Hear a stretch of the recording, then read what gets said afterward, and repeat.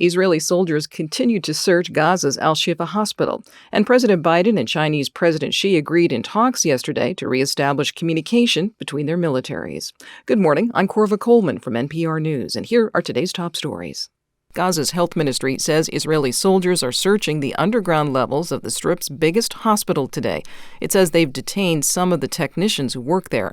Meanwhile, Israel's military has been releasing videos of what it says is evidence that Hamas has been housing its fighters in the hospital. NPR's Lauren Freyer reports from Tel Aviv. In video footage overlaid with music, Israeli army spokesperson Jonathan Conricus points to what he says was found inside Gaza's Al-Shifa hospital. Live grenade, ammunition, fighting vest.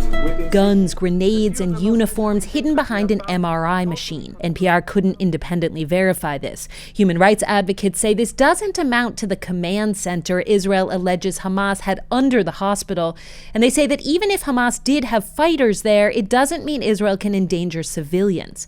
Al-Shifa Hospital ran out of fuel last weekend, but hundreds of patients, doctors, and evacuees remain inside. Lauren Freyer, NPR News, Tel Aviv. President Biden met Chinese President Xi Jinping yesterday on the sidelines of a major Asian-Pacific economic summit. It was outside San Francisco.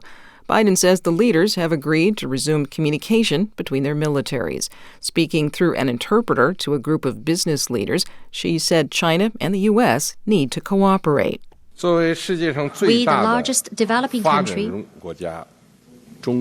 that is China, and the largest developed country, the United States, we must get along with each other. They also agreed to cooperate on combating the misuse of the opioid fentanyl. Xi told the business leaders that China is again considering loaning pandas to an American zoo. President Biden meets with other Asian-Pacific leaders today as the economic summit continues in San Francisco. The private company SpaceX is set to launch its huge spacecraft called Starship from its South Texas site. That's the same place where its last Starship exploded minutes after launch. Texas Public Radio's Gage Davila prepared this report. SpaceX plans to launch Starship this Friday from the same location as April's launch attempt, which destroyed part of the site's launch pad and scattered debris into surrounding wildlife areas. The company's CEO, Elon Musk, said Monday that he expected regulatory approval of Starship's launch in time for the weekend. Early Wednesday afternoon, SpaceX's launch infrastructure also got approval from the U.S. Fish and Wildlife Service.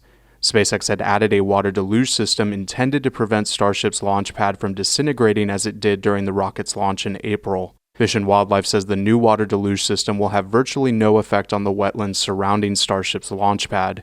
SpaceX has not confirmed a launch time. For NPR News, I'm Gage Davila in McAllen, Texas. This is NPR.